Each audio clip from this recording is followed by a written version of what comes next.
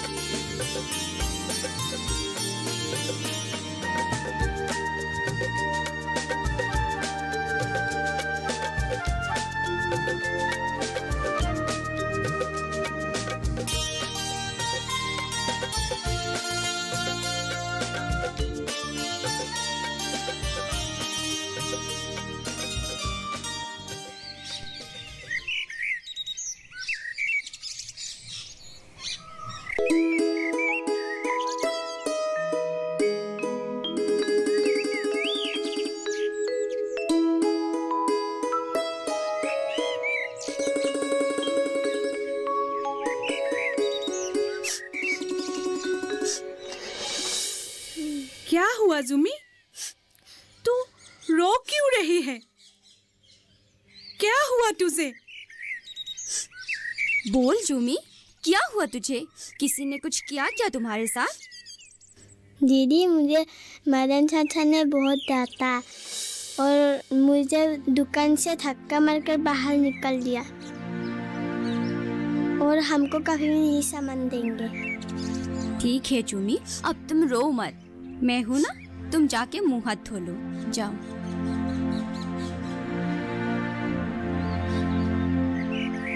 इतनी छोटी बच्ची को ऐसा कोई करता है क्या? ये मदन एक दरिंदा है, दरिंदा। भगवान उसे कभी माफ नहीं करेंगे। गलती तो हमारी ही है माँ। हमें उसे सामान लेने के लिए भेजना ही नहीं चाहिए था, क्योंकि हम लोगों ने उसके 4 महीने से उधार नहीं चुकाया। वो तो ऐसा करेगा ही। उसे पैसों के अलावा और कुछ दिखता ही नहीं। एक नंबर का लालची है वो। लेकिन उसका उधार हम लोग चुकाएंगे कैसे? हमारे हाथ तो एकदम खाली है। तुम्हारे पिताजी को भी कोई काम नहीं मिल रहा है। ऐसे परिस्थिति में अगर वो हमें सामान नहीं देंगे तो हम लोग खाएंगे क्या? जिएंगे कैसे? माँ, तुम इतने परेशान मत हो। आज मैं पिताजी के साथ बात करके कुछ न कुछ रास्ता जरूर निकालूंगी।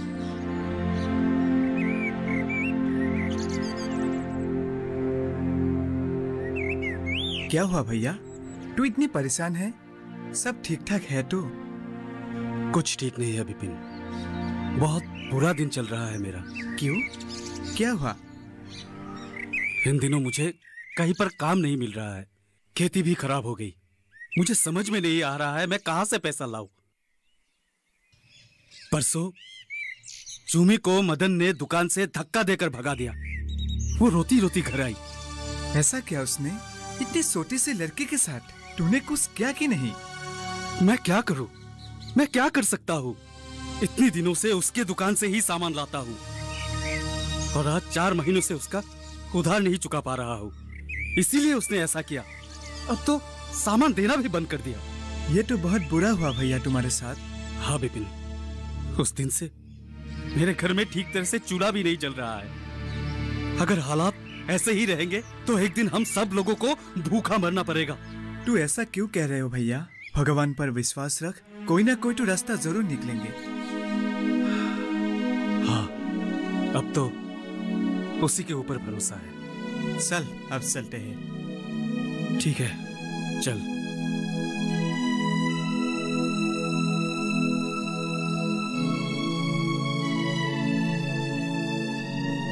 मुझे कुछ समझ में नहीं आ रहा है कैसे मदन का उधारी चुकाऊं। अब घर कैसे चलाऊं? कहाँ से आएंगे इतने पैसे? मैंने आज मदन चाचा की दुकान से कुछ सामान लाई हूँ और उससे और 1 महीने की समय मांगा है। उसने क्या कहा? उसने भी मेरी बात मान लिया है और 1 महीने की समय दे दिया है। चलो अच्छा हुआ, कम से कम उसने 1 महीने का समय तो दिया है। इस महीने के अंदर अंदर हमें उसका उधार चुकाना पड़ेगा। लेकिन चुकाएंगे कैसे? पैसे आने के सारे रास्ते बंद हैं। कुछ ना कुछ तो इंतजाम हमें करना ही पड़ेगा, नहीं तो हम लोग भूखे मर जाएंगे। माँ, पिताजी, तुम लोग इतने परेशान मत हो। मैं कुछ ना कुछ करके उसकी उधार चुका दूंगी। तुम कहाँ से लाओगे इतने सारे पैसे?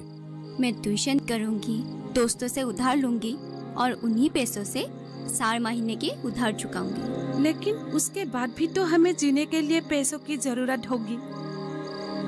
तब घर कैसे चलेगा? हमेशा तुम्हारे ट्यूशन की कमाई से तो हम लोग चल नहीं पाएंगे। मैं एक बात सोच रहा हूँ। क्या? मैं सोच रहा हूँ कि मैं ये खेती बाड़ी की काम छोड़कर कोई नया काम शुरू कर दूं। ऐसा काम जहाँ से बहुत सारे पैसे मेरे हाथों में आए और हम लोग हंसी खुशी अपना जिंदगी बिता सके। लेकिन ऐसा काम इस गांव में मिलेगा कहाँ? इस गांव में नहीं मिलेगा तो कहीं और जाके ढूंढना पड़ेगा। जहाँ कहीं भी हो मैं वहीं चला जाऊंगा, लेकिन मैं और इस तरह से जी नहीं सकता। कल से ही मैं नए काम की तलाश शुरू कर दूंगा। आपको जो सही लगे वही कीजिए।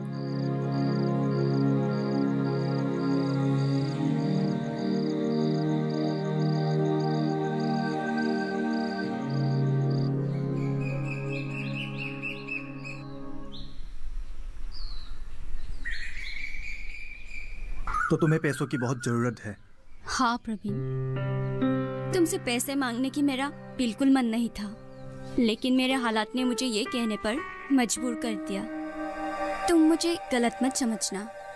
इसमें गलत समझने की क्या बात है? तुम ऐसी हालत में मेरे पास नहीं आओगी तो और किसके पास जाओगी? लेकिन मुझे दुख इस बात का हो रहा है कि मैं शायद तुम्हें ज्यादा पैसा नहीं दे पाऊंगा। मेरा घर का हालत भी ठीक नहीं चल रहा है और मुझे भी कोई ढंग का काम नहीं मिल रहा है। तुम समझ रहे हो ना मेरी मजबूरी? हाँ, समझ रही हूँ।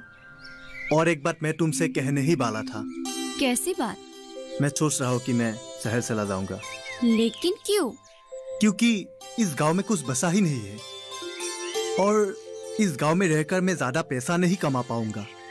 काम ही नहीं है इस गांव में, और अगर समय रहते ही मैंने कुछ भी नहीं किया तो तुमसे शादी कैसे करूंगा? कैसे एक खुशहाल जिंदगी बिताऊंगा?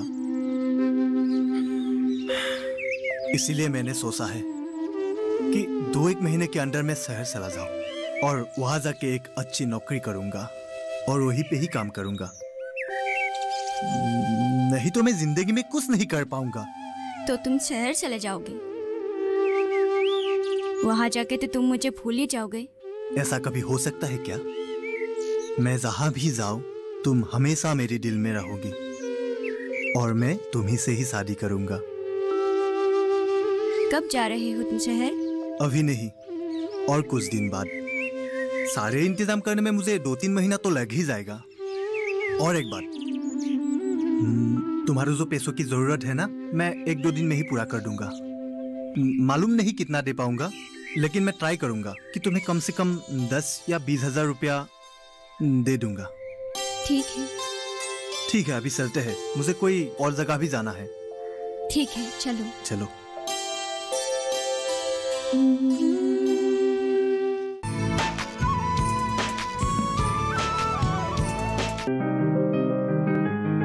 बीमारियों से कैसे बचेगी फसल? मवेशियों की मुश्किलों का क्या है हल? कहां से लाएं बीज? कितनी लगेगी खाद? किसानों के हर फोन का विशेषज्ञ देंगे जवाब। देखिए हेलो किसान लाइव सोमवार से शुक्रवार शाम 6 बजे।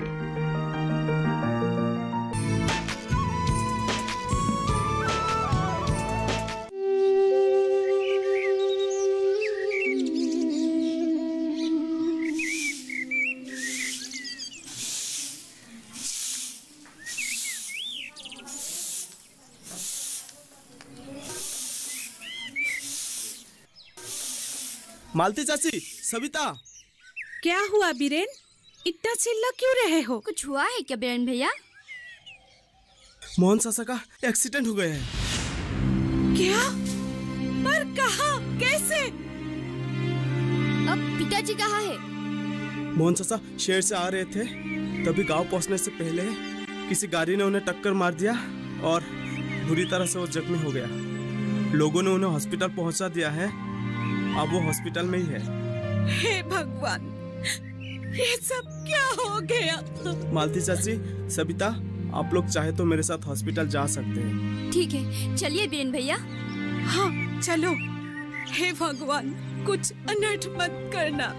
भगवान पर विश्वास रखिए मालती चाची, आप सब कुछ ठीक हो जाएगा। चलिए। हाँ, चलो चलो। देखिए, आपके पति के हालात बहुत नाजुक है। अभी वो पूरी तरह से जख्मी हो चुका है। उसे पूरी तरह से ठीक करने के लिए उसको अच्छी इलाज की आवश्यकता है, तो आप जल्द से जल्द दूसरे हॉस्पिटल में शिफ्ट कीजिए। तो हम लोगों को अब क्या करना चाहिए? जल्द से जल्द मेरे ख्याल से अब दूसरे हॉस्पिटल में शिफ्ट करना चाहिए। लेकिन वहाँ कितना खर्चा आएगा डॉक्टर साहब? कम से कम तो आप लोगों को 4-5 लाख लग जाएगा। 4-5 लाख? हाँ, क्योंकि जख्म बहुत गहरी है, तो अभी उनको जल्द से जल्द इलाज करना पड़ेगा, नहीं तो बाद में उनका बचने का चांसेस बहुत कम हो जाएगा। लेकिन इतना सारा पैसा हम लोग लाएंगे कहाँ से? देखिए, मुझे जो कहना है मैंने कह दिया है, तो बाकी आप लोग देखिए क्या करना चाहिए। ठीक है, अब हम लोग चलते हैं। ठीक है, चलो माँ। चलती हूँ।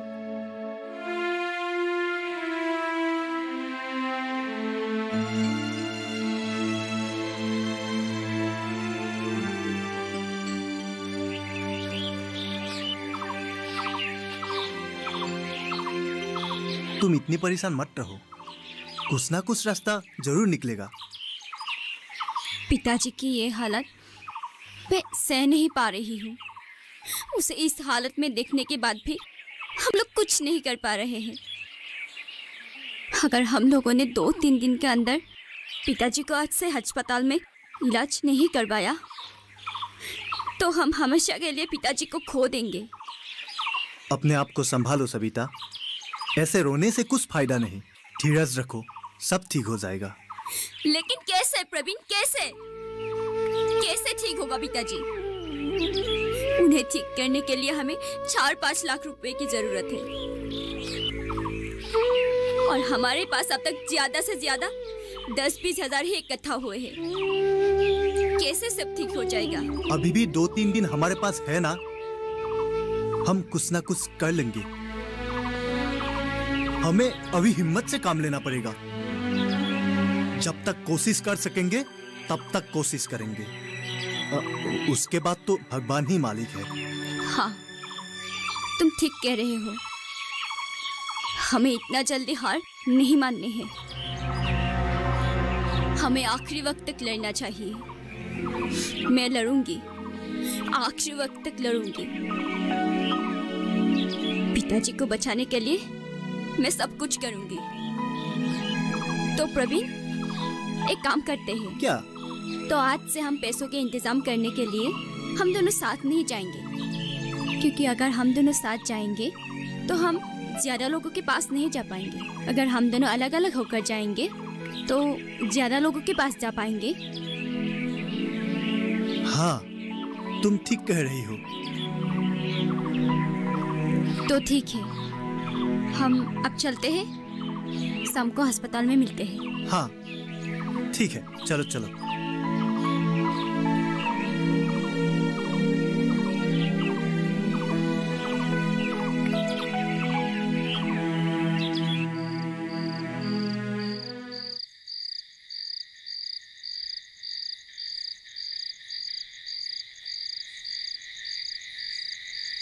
कितने हुए बेटी?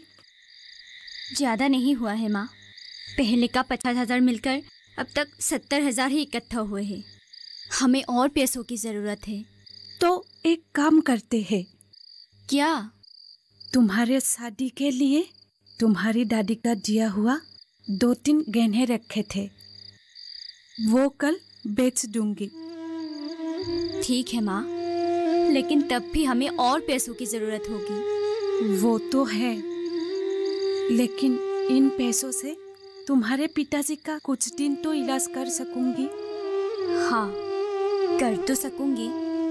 तब तक कुछ ना कुछ करके हमें बाकी पैसों की इंतजाम करनी पड़ेगी। हाँ, लेकिन माँ, ज्यादा से ज्यादा लोगों ने पिताजी के इलाज के लिए हमें पैसे उधार नहीं दिया। जब पिताजी अच्छे थे तो उन्हीं लोगों ने पिताजी को खूब इस्तेमाल किया था। लेकिन अब ये दुनिया ही ऐसी है बेटी, सिर्फ मतलब देखती है, सब मतलबी है। हाँ माँ, आज मैं मुनिंदर चाचा के घर गई थी उनसे पैसे उधार मांगने के लिए, लेकिन उन्होंने भी पैसे देने से साफ इनकार कर दिया। वो बोल रहे थे इन दिनों उनका व्यापार अच्छे नहीं चल रहे हैं, इसीलिए वो हमें 20,000 रुपया भी नहीं दे पाएंगे। झूठ बोलते हैं वो, मुझे सब पता है। इन दिनों उनका व्यापार बहुत अच्छा चल रहा है, फिर भी वो हमें एक फूटी कौड़ी तक नहीं देंगे, क्योंकि किसी को मदद करने के लिए एक डील चाहिए जो उनके पास नहीं है। ठीक कह रही हो माँ। माँ, एक बात पूछो? पूछो। हम लोग गरीब हैं, इसलिए हमें इतना सब कुछ सहना पड़ता है ना माँ। अगर आज हमारे पास पैसा होता तो पिताजी को बचाने के लिए हमें इतना सब कुछ नहीं करना पड़ता।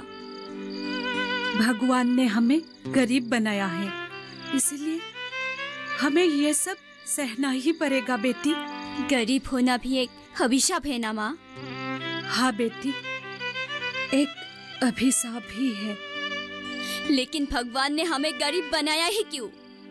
हम लोगों ने क्या गलती किया है, कैसे गुनाह किया है? ये सब वही जाने बेटी। माँ, मैं लड़ूंगी, हमारी इस गरीबी से लड़ूंगी, और एक दिन इस अभिशाप से खुद को और तुम सभी को मुक्त कराऊंगी। देखना तुम। मुझे तुम पर पूरा भरोसा है बेटी। भगवान पे विश्वास रख के तुम अपने काम करती जाओ।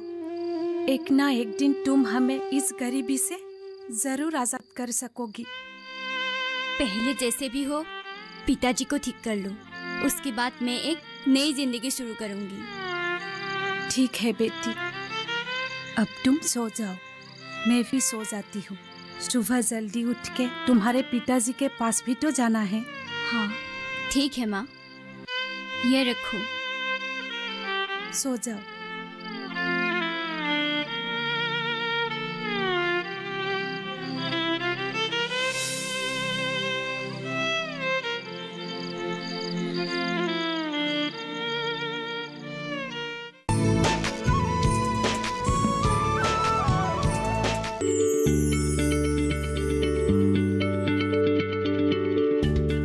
आप किसी बीमारी से परेशान हैं?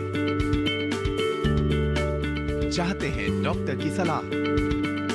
तो हम हैं आपके साथ, बताएंगे आपको जीने की राह। समस्याएं आपकी, समाधान देश के मशहूर विशेषज्ञों के। घर बैठे बात करें देश के जाने माने डॉक्टरों से। हमारे लाइव प्रोग्राम स्वस्थ किसान में हर शनिवार शाम 6 बजे से 7 बजे तक।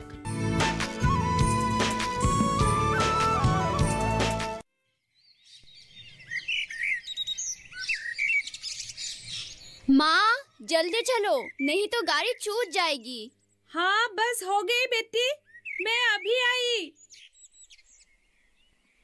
चलो बेटी चलो। आज तो बहुत ही देर हो गई है। चबिता, चबिता।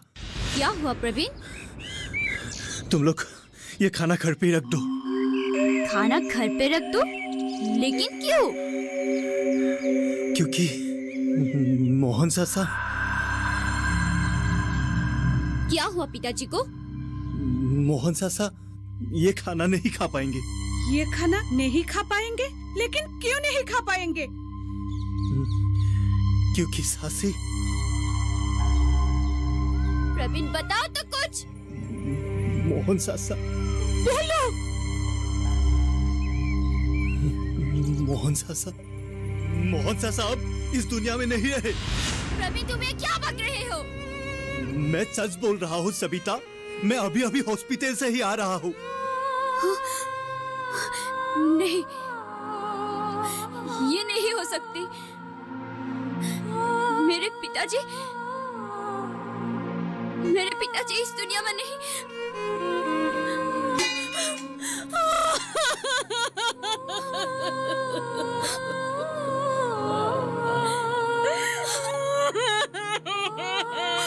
सबिता, अपने आप को संभालो सबिता। सबिता,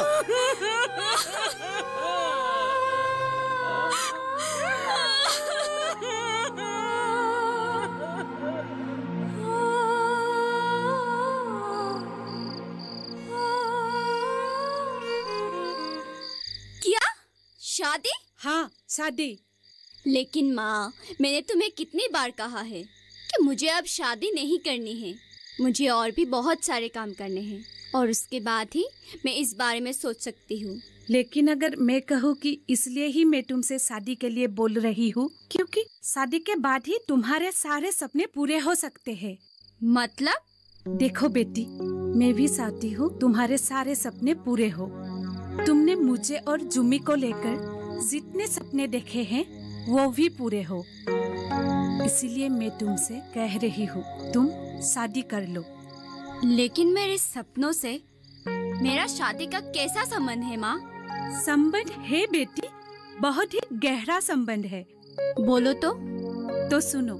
देखो, अगर तुम शादी के लिए हाँ कर दोगी तो मैं एक अच्छा लड़का देख के तुम्हारी शादी कर दूंगी, जिसका अपना कोई व्यापार हो या नौकरी हो। शादी के बाद तुम उसकी अर्धांगिनी बन जाओगी और उसके सुख दुख की हिस्सेदार बन जाओगी। ठीक वैसे ही वो भी तुम्हारे सुख दुख का हिस्सेदार बन जाएगा। माँ, तुम क्या कहना चाहती हो? साफ साफ कहो। मेरी कहने का मतलब है, तुम्हारे शादी के बाद तुम्हारे पति तुम्हारे सारे समस्याओं का हिस्सेदार बन जाएगा। तब हमारे समस्याओं से तुम्हें अकेले लड़ना नहीं पड़ेगा। हर कदम पे वो तुम्हारे साथ रहेगा।